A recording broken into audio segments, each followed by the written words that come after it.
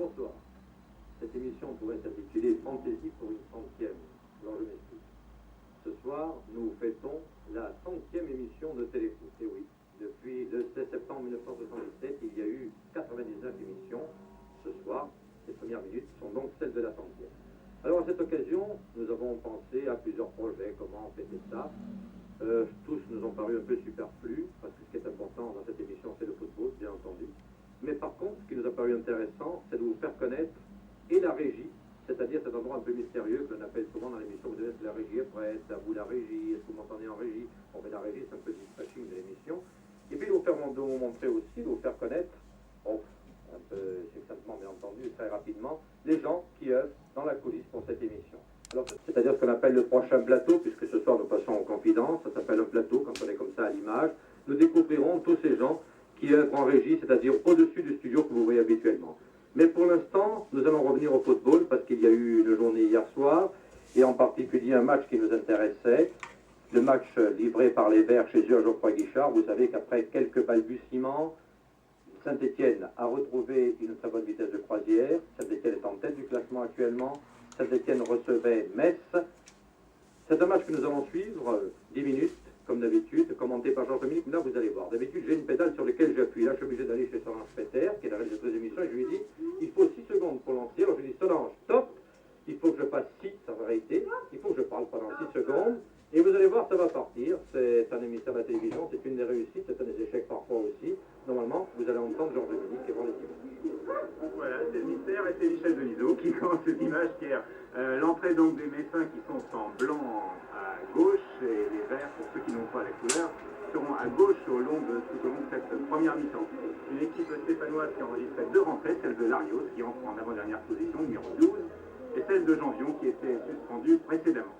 Un match qui n'était pas une très très grande affiche, mais c'est l'occasion pour nous de voir pour la première fois dans Téléfoot Saint-Étienne qui occupe la première place du championnat. Avec une touche dès la première minute, regardez bien qui est là, c'est Platini, très belle feinte, obstruction de Vargas, et c'est un coup franc très très très bien placé pour Platini, dans le coin gauche à 20 mètres. Vargas qui vient s'excuser auprès de Michel Platini, regardez, on l'avait encore pas vu comme ça, sur la transversale, et reprise de Battiston du pied gauche. Reprise ratée, mais nous allons revoir ce premier coup franc donc dans les premières secondes de ce match.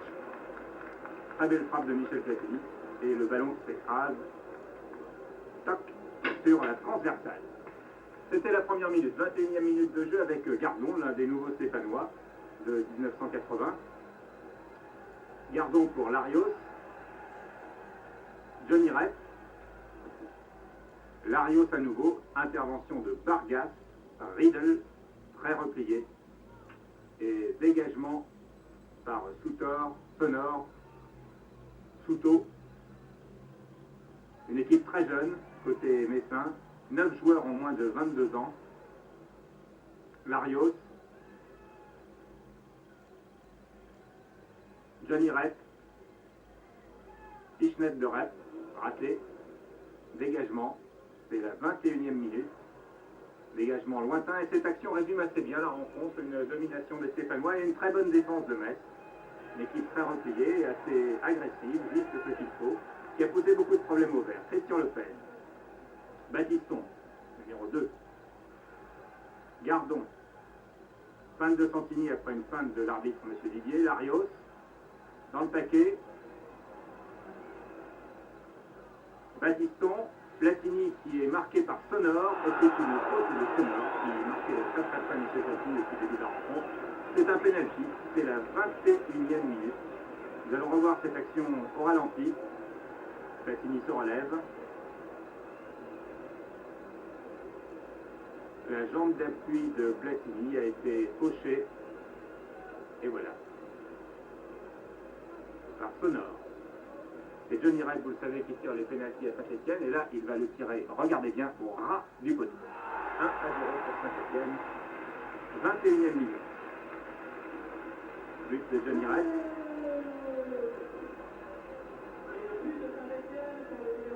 « 35e minute maintenant, avec à nouveau Johnny Rep en action. D'abord, c'est Janvion, puis Gardon, Larios, Santini,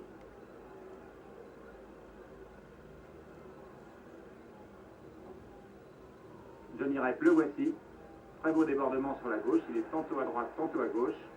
Il passe une fois, il passe deux fois, passe en retrait. Santini, reprise instantanée de Michel Platini, le très bel arrêt de Jean-Marc Desrousseaux, le nouveau gardien de Metz qui a remplacé André Ray. Nous revoyons cette action avec la passe de Santini et la reprise de Michel Platini du pied droit et la parade de Desrousseaux. Toujours à 1-0 et une domination très nette des Verts qui mène à 1-0, mais à 1-0 tout peut arriver, y compris pour ceux qui sont menés. Laurent Rousset, tête de Rep, Paganelli, crochet et nouvelle intervention de Desrousseaux. Ça fait 2 interventions en peu de temps. Cela vaut bien une carte. 24 ans, vous avez attendu jusqu'à 24 ans pour être titulaire. Vous étiez à Nantes auparavant, chacun sait. Et vous faites une très belle saison et on se demande pourquoi vous avez fait tant attendre. La saison, elle n'est pas finie, elle ne fait que commencer. Je joue, je crois que c'est le 12e match, je pense. D'ici la fin de saison, je peux pas revenir. Alors jouer à Saint-Etienne, c'est un peu spécial. Le public est très près du gardien. On a eu l'impression pendant ce match que le public s'adressait directement à vous et vous preniez ça avec un certain humour. Oui, tout à fait. Le public m'a chambré un petit peu et tout. Qu'est-ce qu'il vous dit, le public? Bon, on peut le dire au micro? Oui, Desrousseaux, une chanson, Desrousseaux, bon, je le dis, des cocus, etc., etc. Vous savez ce que c'est, il n'y a pas de problème. Mais je l'ai pris à la rigolade et il s'est pris au jeu aussi. Et il a rigolé, j'ai souri, ça s'est très bien passé. Voilà, ambiance très fair-play, donc hier soir pour ce match. 20 000 spectateurs, je vous l'ai dit, avec Baptiston, l'ex-Messin, qui est là et qui va être à l'origine et à la conclusion du deuxième but des Verts, un but tout à fait déterminant. Très belle fin de Baptiston, tir de Baptiston et but.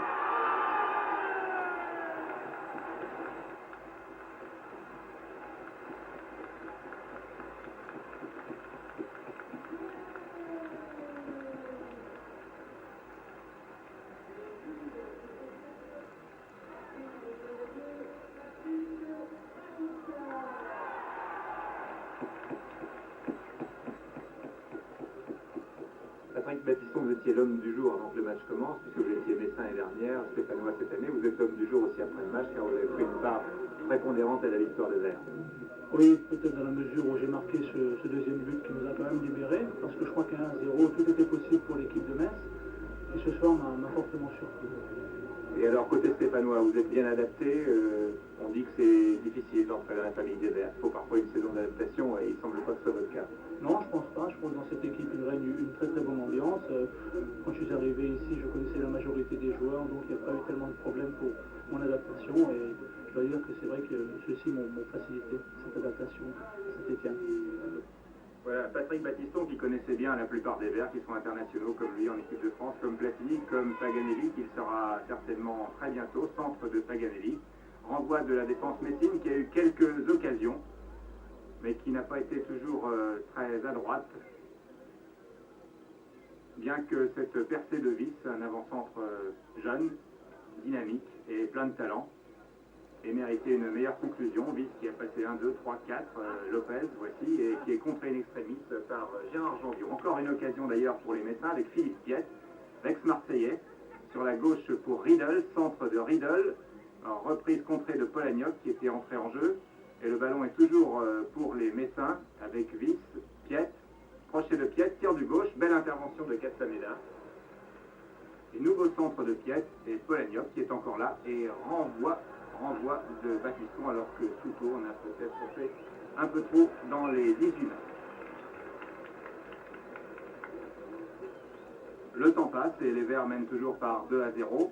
Gardon. Dimaco qui est entré à la place de Johnny Rep. Larios, Gardon.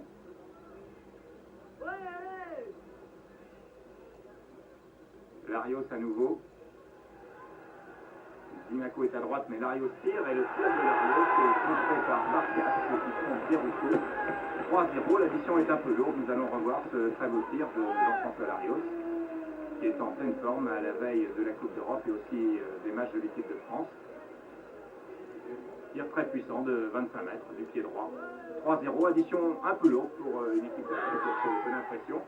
Mais c'est une bonne affaire pour les Verts qui, même quand ils ne possèdent pas à fond leur musique, eh bien, réussissent à mener. Là, nous découvrons le grand bain des vestiaires de Saint-Étienne. C'est un privilège pour les journalistes que vous n'avez pas quand vous êtes spectateur, avec Gérard Jandion, Zimaco, Castaneda, qui lui est maintenant dans le grand bain depuis quelques matchs, toujours couvé par Kurkovic.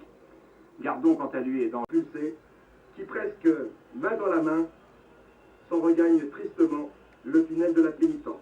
Dure soirée pour la Combe, pénalty manqué, première expulsion de sa carrière. Et nous retrouvons ici Yard, et nous sommes déjà au début de la deuxième mi-temps, toujours 0-0, mais ça ne tient qu'à un fil avec ce départ d'Henry, de Lachet. Heureusement, il y avait Bracci, ouf pour Bordeaux. Accélération de Joël Henry, qui laisse tout le monde sur place. Intervient de Lachet pour rien, et tout le sang-froid et la belle maîtrise de François Bracci. Les deux grandes occasions de ce match sont donc, vous l'avez vu, à mettre à l'actif de l'équipe corse, mais Bordeaux s'active le plus dans cette deuxième mi-temps. Bordeaux qui obtient un corner, et ce corner de Genrich frôle la cible.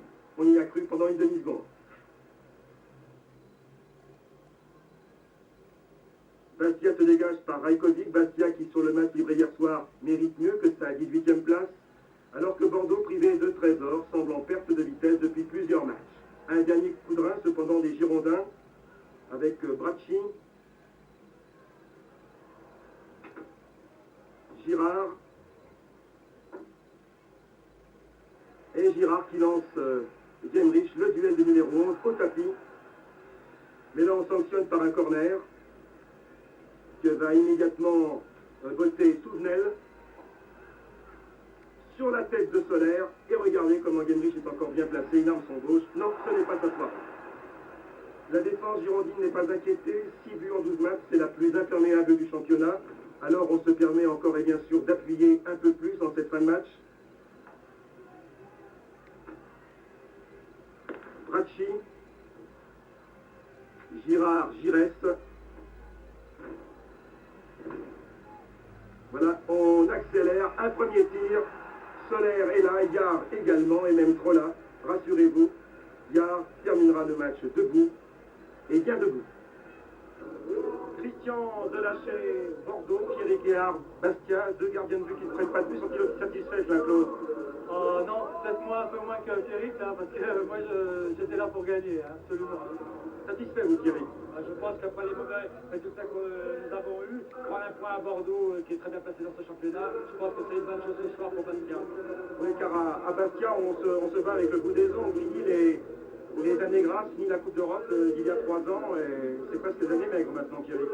Disons que cette année, nous sommes, après 3 matchs assez positifs, nous sommes sur 4 défaites et ça fait très mal. Donc ce soir, un point à l'extérieur et je pense que ça va nous relancer pour ce championnat. Qui manque à la formation bastiaise? Disons, il ne manquait pas beaucoup et il manquait un peu de réussite, je pense. Et ce soir, nous avons eu un peu de réussite derrière et d'habitude, il manquait un peu de réussite devant. Donc j'espère que maintenant, ça va nous relancer pour de bon. Merci Thierry. Christian Delachet, Bordeaux 3e et la meilleure défense, 6 buts encaissés. Satisfaisant pour vous? Oui, très satisfaisant, hein, surtout que ça fait partie d'une solidité de l'équipe défensive. Maintenant, il nous manque un petit peu de réussite pour passer le cap, c'est-à-dire gagner nos matchs chez nous, prendre de l'assurance chez nous. On parle de l'échappée de Saint-Étienne et de Nantes, vous n'êtes pas d'accord bien sûr? Mais non, de toute façon, en football, il n'y a jamais rien d'acquis. Vous savez, chaque match, on remet en question ce qu'on a fait avant. Et je pense qu'on peut toujours rattraper des équipes, même si elles prennent 1 ou 2 points d'avance, je crois. Et puis, pour en finir, cette scène malheureusement trop courante sur nos stades, même s'il y a des bavures dans l'arbitrage, diriger un match est plus ingrat qu'on ne le croit. En tout cas, les hommes en noir ne méritent pas une telle sortie. Alors, public, de grâce, évitez-nous ces images. 0-0 pour le match, Bordeaux perd son 2e point à domicile et Bastia arrache son 2e point à l'extérieur. Vous avez pratiquement tout.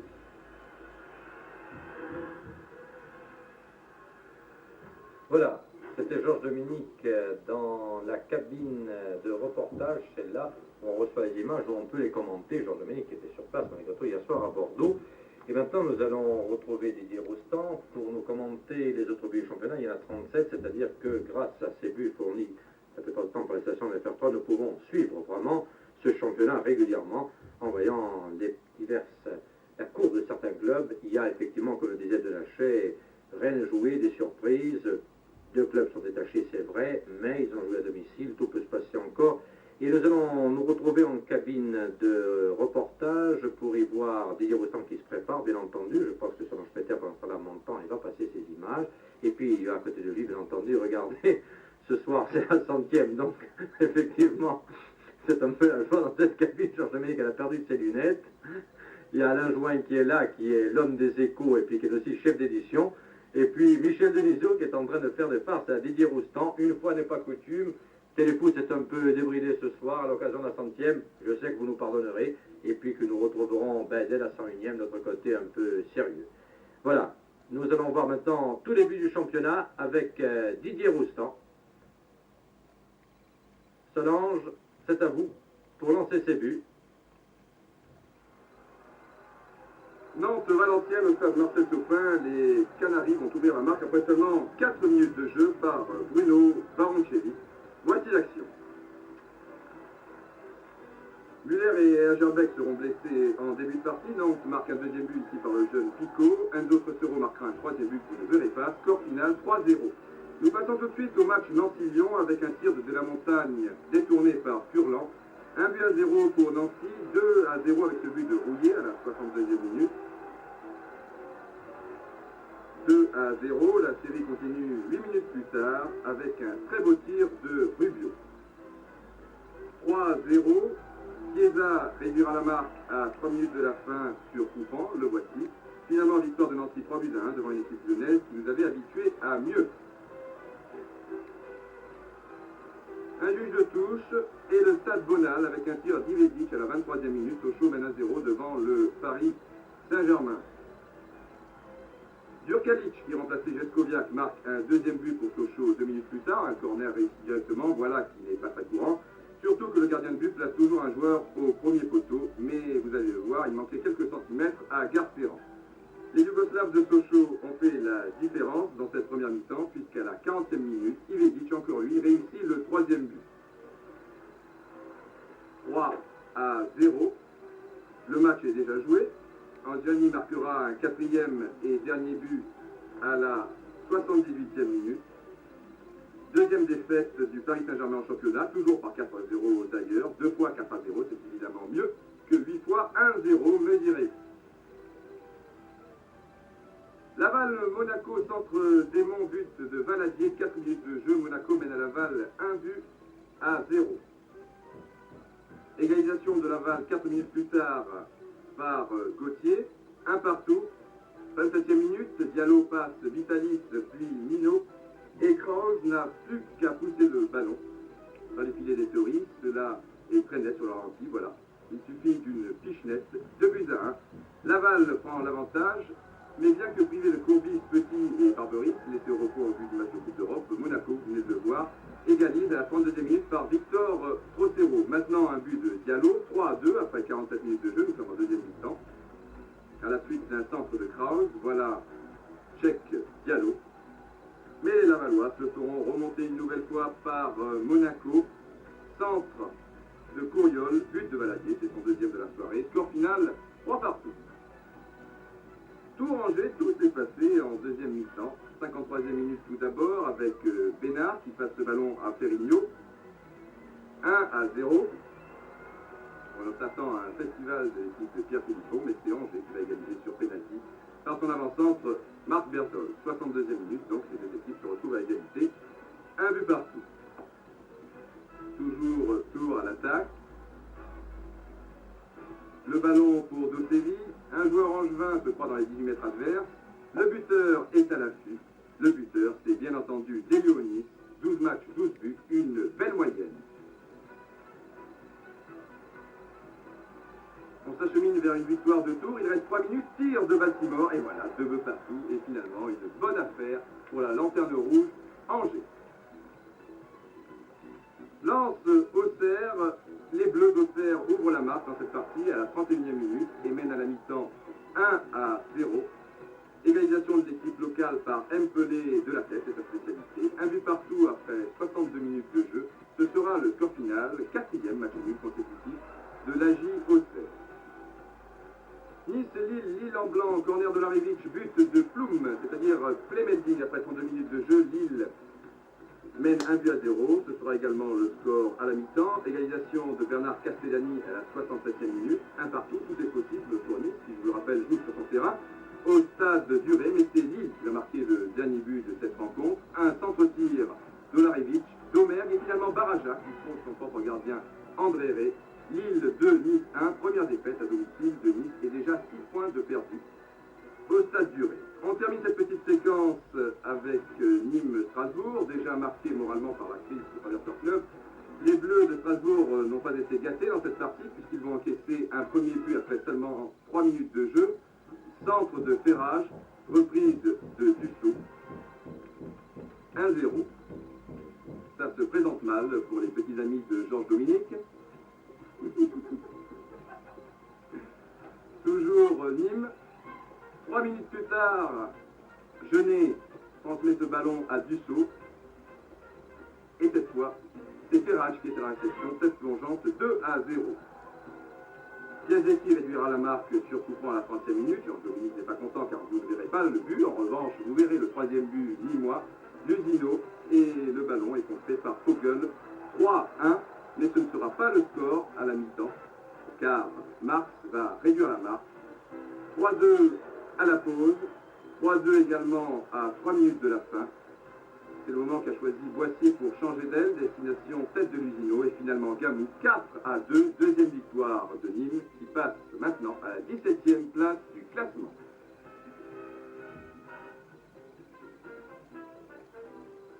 Et le voici, justement, ce classement, pour remarquer que Saint-Étienne et Nantes ont 3 points d'avance, mais ils jouaient tous deux à domicile. Bordeaux a perdu un point précieux chez lui. Lyon jouera à Gerland samedi prochain et peut réduire l'écart. Tours continue, mais concède un point. Nice, entre parenthèses, a encore marqué un but, justifiant sa réputation d'un but par match. Monaco et Sochaux paraissent prêts pour mercredi, malgré des résultats différents. Mercredi s'entend en Coupe d'Europe, bien entendu. Laval, Strasbourg, Nîmes, Bastia, Auxerre et Angers ont besoin de réagir.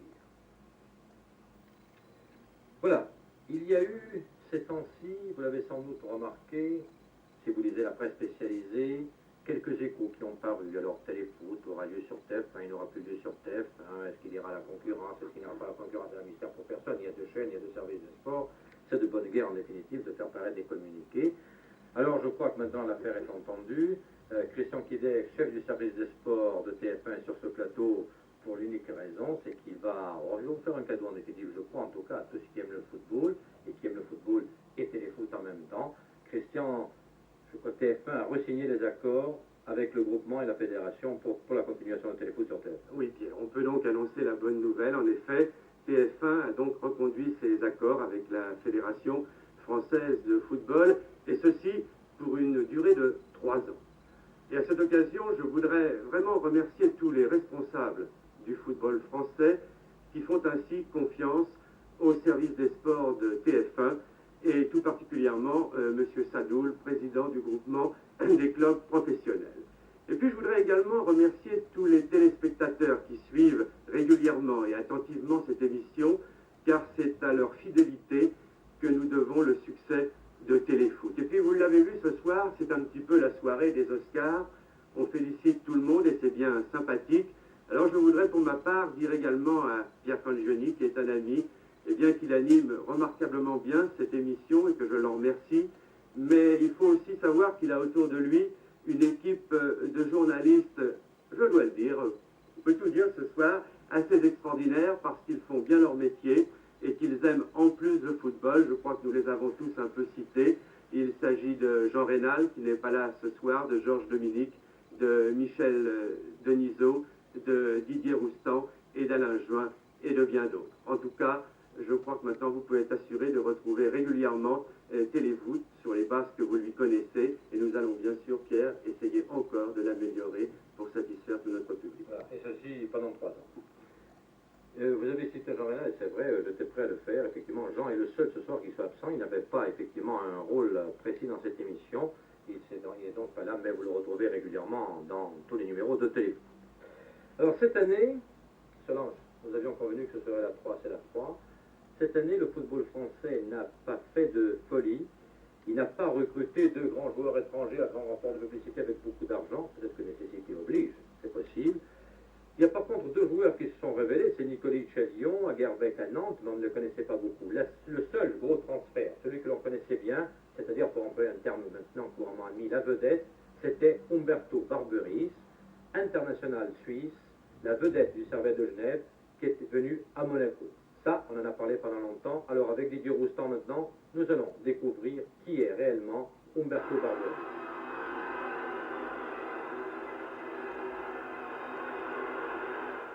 7 juin 1980, au Parc des Princes, Monaco, vainqueur d'Orléans 3-1, remporte la Coupe de France.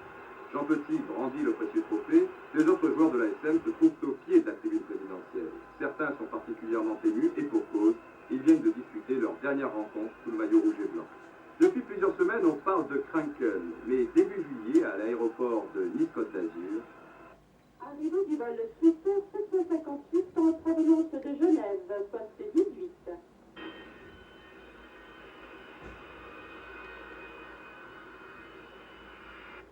Nous prenons congé de vous, merci beaucoup et à très bientôt à bord de l'un de nos avions. Bien entendu, nous vous souhaitons tous bonne chance à Bertine. bonne chance à Bertine, bizarre. Qui dit Genève dit Servette, mais qui dit Bertine, alors là. Pour l'instant, pas de footballeur à l'horizon, à moins que... Vite, monsieur le caméraman, rapprochez-vous. But. Qui dit Bertine, dit Barberis. Consultons un peu nos archives. Umberto Barberis, nous l'avons vu sur nos écrans de télévision à 3 reprises. Le 23 avril 1977, tout d'abord, avec le match Suisse-France. Ce soir-là, à Genève, le tricolore l'avait emporté 4-0, mais la Suisse avait réalisé un début de match de tout premier ordre, avec au départ ou à l'arrivée des actions un certain numéro 6. Un certain numéro 6 que nous retrouverons avec le match Servette-Nancy. Ici, il vient de donner le premier but à Handberg. Tout au long de cette rencontre et tout au long de celle qui suivra 15 jours plus tard à Nancy, Barberis nous a fait très forte impression. Il faut dire que le Servette possédait alors un milieu de terrain remarquable, avec Barberis, Schneider et André, numéro 10.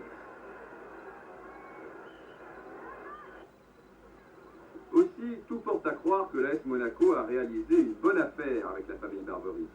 La voici au grand complet avec Daniel, Sébastien et sa petite sœur, Chiara. Les mousquetaires étaient 4, le quatrième de la bande c'est bien entendu Umberto, ou Bertine si vous préférez. Il a connu tous les honneurs dans son pays, il était considéré, il ne connaissait pas le moindre problème sur le plan matériel, pourtant il a préféré changer d'air. Je suis parti parce que quand on a la sécurité, qu'on a tout ce qu'on veut, on a de la peine à avoir de l'ambition et à se surpasser et on a toujours l'impression de faire le même train-train tous les jours. Et pour moi, comme je suis animé d'une ambition qui est très grande, je suis mieux à Monaco. Et voilà l'AS Monaco avec un milieu de terrain impressionnant. Jean Petit, le grand chef, c'est-à-dire à bras raccourcis. Didier Christophe, le joueur qui tout petit est tombé dans la potion magique, c'est-à-dire Obélix. Il en manquait un. Le voici, Umberto Barberis, le petit guerrier qui n'a peur de rien, c'est-à-dire Astérix. Mais mardi dernier, au stade Louis II, Christophe était suspendu, Petit et Barberis n'étaient pas dans le coup. Saint-Etienne l'a emporté très logiquement 2-1. Une équipe monégasque surclassée par 11 verts déchaînés. Barberis quitte le terrain déçu. Quelques minutes plus tard, dans les vestiaires, il paraît abattu.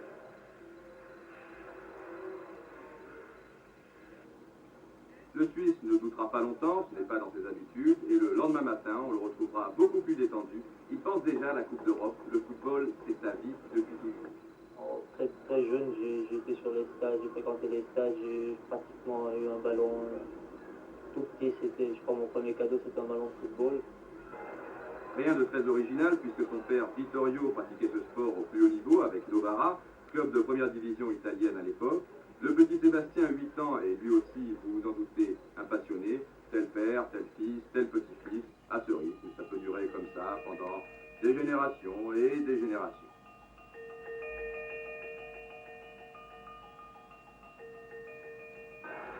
Mais revenons à Bertine. Formé au FC Sion, il fera son entrée en équipe première à 17 ans.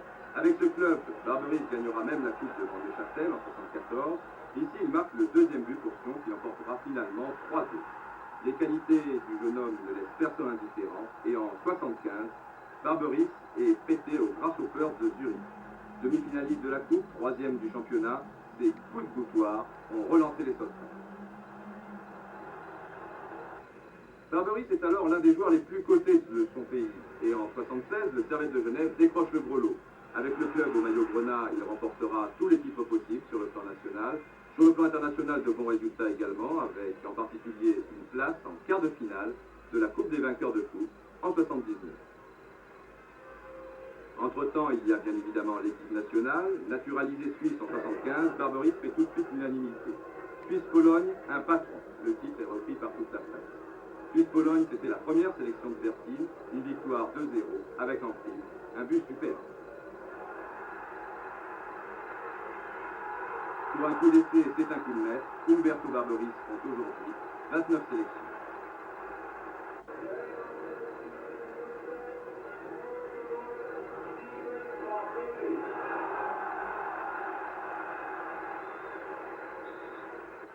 Âgé seulement de 28 ans, le joueur suisse possède déjà une carte de visite importante. Aussi, tous les joueurs de Monaco se sentent en sécurité lorsque Barberis est de l'heure sur le terrain. Tous les joueurs, et en particulier Jean Petit. Quand on joue ensemble, bon, on arrive à se trouver, même trop, on nous a reproché parce que, bon, malgré tout, on a quelques affinités. C'est dommage pour les autres, mais enfin, moi j'aime bien jouer avec lui. J'espère que les autres nous en tiendront par rigueur. Certainement pas. Barberis, en possession du ballon, une passe à destination de Petit, l'entente entre les deux hommes apporte beaucoup à l'équipe de Monaco. Déviation de Barberis pour Petit, ce genre de combinaison a déjà pris une vitesse plus d'une défense depuis le début du championnat. Gagneur, bon technicien, conditions physiques hors du commun, vrai professionnel, parfois buteur. Voilà Umberto Barberis.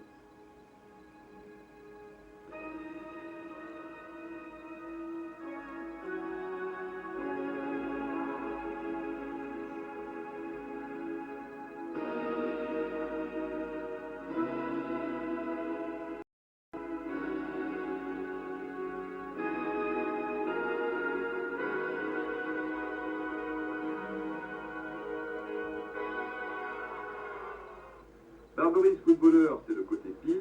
Barberis dans la vie, c'est le côté face. Comment est-il en dehors du terrain? La réponse vous est donnée par Gérard Bani. Oui, il m'a fait plus que bonne impression. Je crois que c'est un exemple pour tous.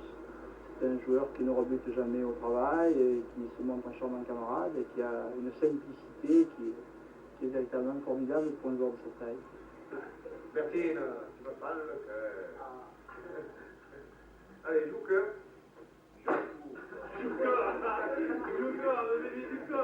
Carata. Toi aussi? 41.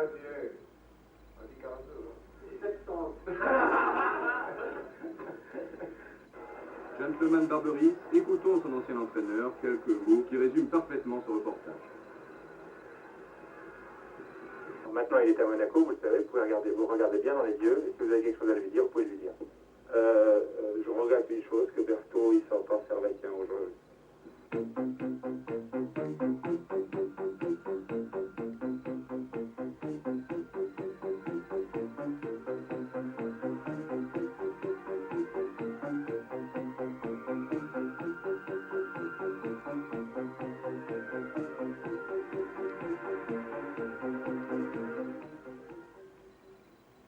Grâce à des Eurostans, nous connaissons bien mieux maintenant Umberto Barberis, manifestement un gentleman du football, de ceux qui font honneur à ce sport.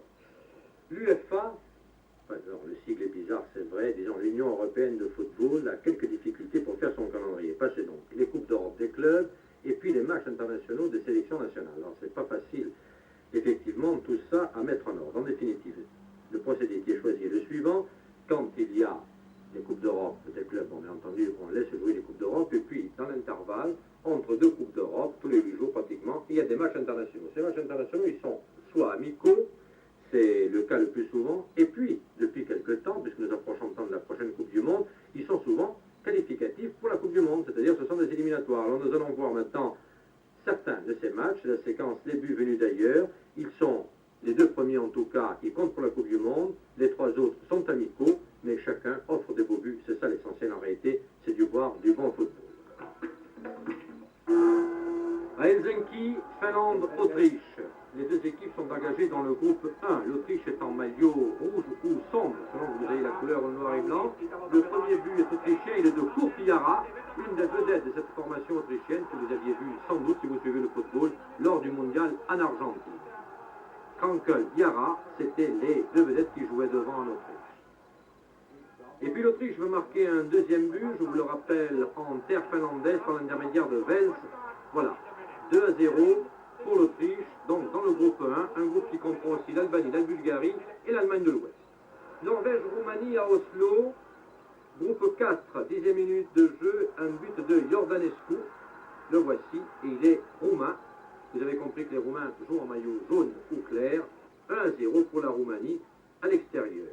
Et l'égalisation ne va pas tarder, à la 21e minute de jeu, donc toujours en première mi-temps, elle va être l'œuvre de A.G. Aredé.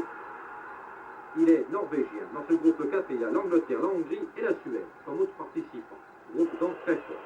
Match amico, Italie-Portugal à Gênes, toujours mercredi. 63e minute de jeu. Un but des Bleus, et Azzurri, c'est-à-dire l'Italie. C'est l'œuvre de Sandro Altobelli qui marque donc en deuxième mi-temps un premier but pour l'Italie. Oh, le temps de faire la remise en jeu. Regardez, c'est dans la continuité. Donc, 64e minute de jeu.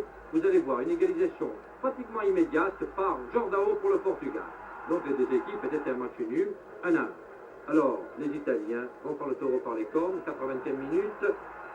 Graziani sert Altobelli, encore lui, l'avancement de l'Inter, bat le gardien portugais et porte la marque à 2-1. Et puis parce qu'ils sont à Gênes, donc chez eux, les Italiens vont faire bonne mesure. Encore une combinaison entre les deux hommes, et cette fois-ci, c'est Graziani qui marque, l'avancement du Torino, 3-1 donc pour les Italiens.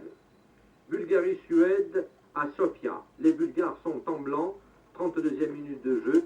Ils ouvrent le score, ils sont chez eux, ils en ont le droit par l'intermédiaire de Tsetkov. 1-0.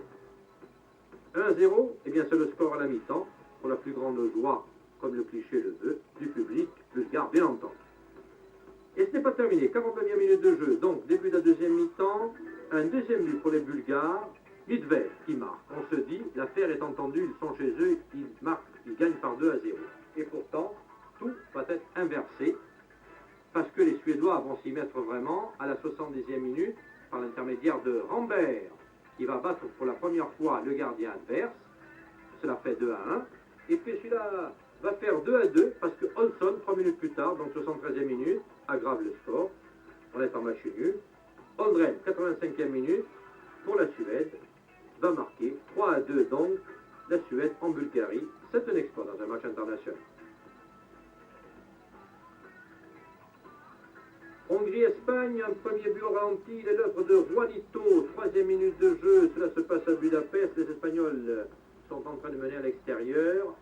Juanito félicité par ses camarades, 10e minute de jeu, les Hongrois sont quand même chez eux, Kiss va égaliser, le score à la mi-temps, vous l'avez deviné, 1 partout. Et nous revoyons ce but de Kiss, après une intervention malheureuse du gardien, et un coup de billard favorable. 47e minute de jeu, donc en deuxième mi-temps. Les Hongrois prennent l'avantage. Borodini, 2-1.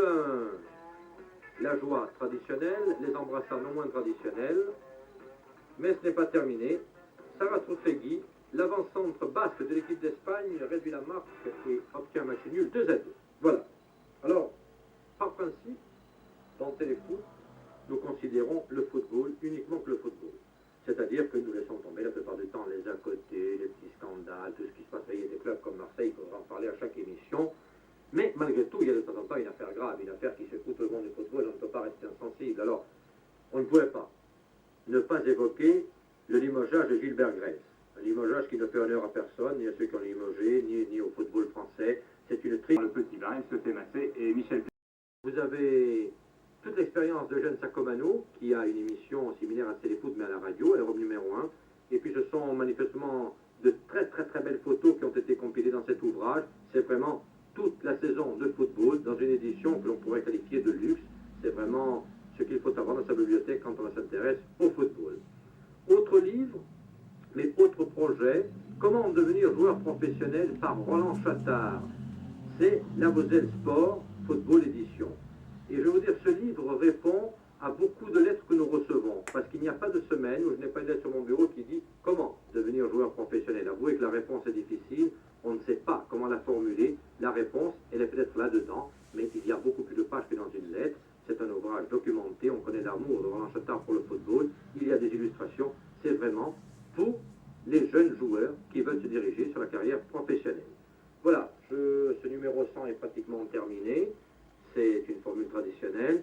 Demain, vous avez rendez-vous avec le service des sports de TF1 et son émission dominicale Sport Première, présentée par Michel Denisot. Au programme du cyclisme avec le Grand Prix d'automne en direct, de la boxe en différé, le championnat du monde des poids moyens qui a vu tout à l'heure, je peux vous le dire, la victoire de Marvin Hagler, l'américain, sur Alan Minter, le tenant du titre. Ça se passait à Wembley. Marvin Hagler a gagné par KO la deuxième reprise. Je pense qu'il faut voir intégralement ces deux reprises pour avoir une idée de ce nouveau champion du monde, celui que l'on espérait, celui que l'on a enfin dans les poids moyens. Je vais dire bonsoir à Christian Quidet qui est resté avec moi sur ce plateau, qui est le chef du service des sports et qui a suivi cette émission de notre compagnie et qui vous a annoncé la bonne nouvelle, celle de la reconduction des accords entre TF1 et la Fédération française de football pour la continuation de Téléfoot pendant 3 ans. Et puis, je vais enfin céder la parole à Jean-Pierre Chapelle et Christian Van der Rijswijk pour le dernier journal. Vous avez deux sportifs. Pierre, ça nous fait un mot avant de conclure, et peut-être demain également la rediffusion d'un match de Bax qui vous tient à cœur. Ah, entre Léonard et Durand, c'est un grand match qui est passé un peu à côté, c'est vrai, parce que c'était l'été, vous n'étiez pas disponible. Alors, voilà, nous allons vivre demain des grandes heures de boxe entre ce qui s'est passé il y a 2 mois et ce qui a eu lieu ce soir à Wembley. Bonsoir, et je cède la parole à Jean-Pierre Chapelle. Merci de votre attention.